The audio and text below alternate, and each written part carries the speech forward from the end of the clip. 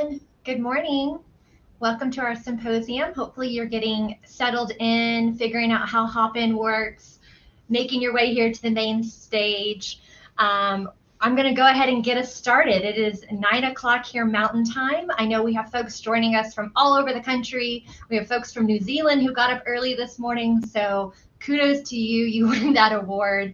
I am thrilled and glad that you have joined us here for our 4th annual symposium, where we are talking about science in the age of misinformation.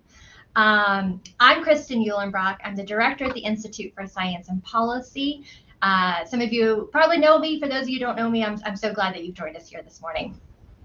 Definitely go ahead and take advantage of the platform in any way, shape, and forms. You can't break it. So I actually would encourage you to open up the chat if you haven't already found that, and maybe introduce yourself. Share a little bit about maybe your affiliation or what you do or where you're watching from. We would love to see that happening in the chat right now this morning.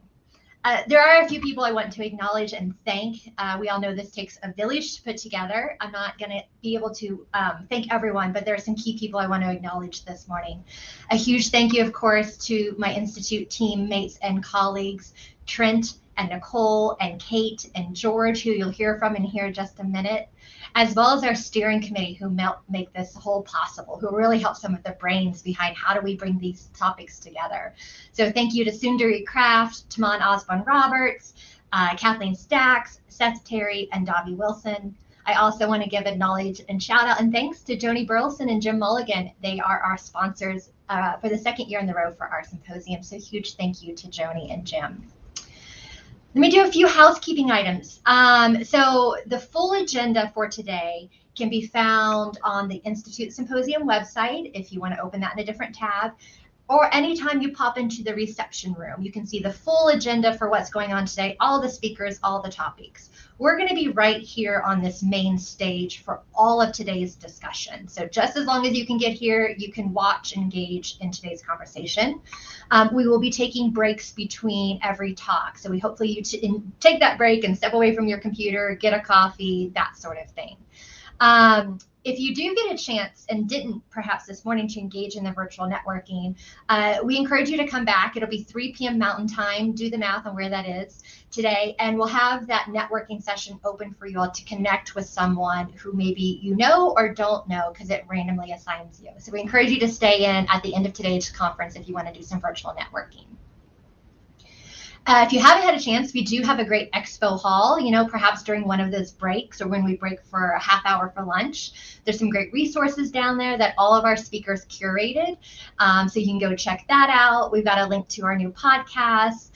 There's a thought leader interview collection going on there, which is a great 10-minute video. If you get a chance to watch that, that would be really great. And then tomorrow also, just so you all know, the agenda is more workshop-y. So we'll come back here to the main stage in the morning for a few discussions and remarks. And then it's meant to be small-scale breakout workshops. So really hands-on, really interactive. If you got a chance to sign up for one of those themes that we're doing, that's great. If you didn't, no worries. You're still welcome to join one.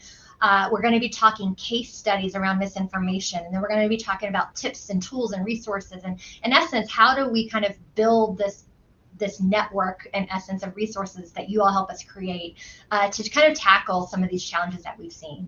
So we've got climate change, we've got GMOs, we've got COVID, a lot of those kind of familiar science-based issues that you'll hear a little bit about today as well. So take advantage. You can't break Hopin. I just want to share that with you. If you were with us last year's symposium, we used Hopin, so you may be a little familiar. If this is your first time using this platform, if you have any issues at all, send us a chat in the general chat. We've got the team on here to help answer your questions. If you completely get kicked out, you can always email us at institute@dmns.org if you have any issues, and we will absolutely try to troubleshoot and problem solve with you. 2 years of doing this tech now at this sort of scale, and I think we've got a lot of those things sorted out. Okay. Enough with the housekeeping. Let me introduce you to our theme for the symposium, and I'm going to bring George on here in just a minute to have a quick conversation with me. But misinformation, disinformation, information disorder, these are words you're going to be hearing a lot about throughout today. I'm sure you're all really familiar with them. I actually encourage you to go make sure you look up the definitions for what these different terms mean. And while misinformation is not new in our society, I absolutely believe we are living in a moment where just access to information is so much greater, which is why this is such a pertinent issue of how it's impacting us. Throughout society, this access to information has actually given us a lot of great advantages. It's a wonderful thing, but it's now being enforced with 21st century challenges as we try to navigate this wealth of information that is at our fingertips in essence. It is absolutely creating issues such as trust. We're going to hear a lot about that today. Trust in our institutions, trust in science, trust in the information. What is trust? What is truth? And I would say also something that we spend a lot of time talking about at the Institute, which is trust in democracy. So we have to learn how to connect in this navigated world, or navigate in this connected world, I should say, because I really do believe that we need to work on some of the divisiveness that is really embedded in our society right now, a lot of us versus them. Just this morning, I was having a conversation with one of our reception guests exactly about this. And it is definitely something that keeps me up at night. I know we talk a lot about it at the team as well, too, about how can we bring people together? How can we connect on values? And then how can we learn and think critically together? Because when people are divided and we start to feel threatened, our curiosity really starts to break down. So I hope you all join me today in just learning a little bit more. I'm really excited to dive in to hear all of our speakers today. It is a pretty stellar lineup, if I have to say so myself, including right here at the top of the morning hour.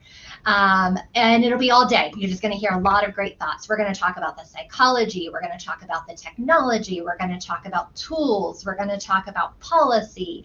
And we're even going to talk about probably some deep philosophical questions where people don't have the answer. And we're just going to hopefully think real deeply and critically about this issue today.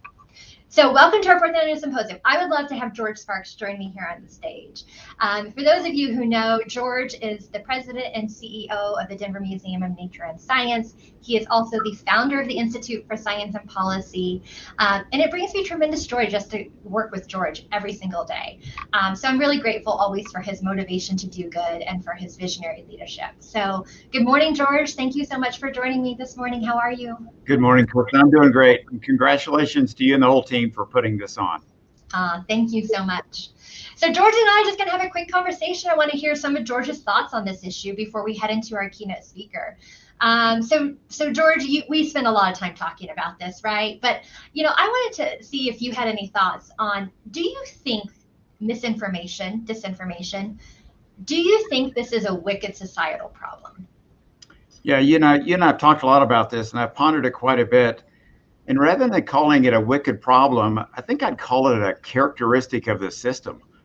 That we're human beings, and that's just the way we are. There's probably some type of evolutionary benefit to having people that are skeptics and spreading misinformation out on the edges of the bell-shaped curve, if you will. If you just, you could say that gravity is a wicked problem, but it's just a characteristic of physics, and we learn to deal with it.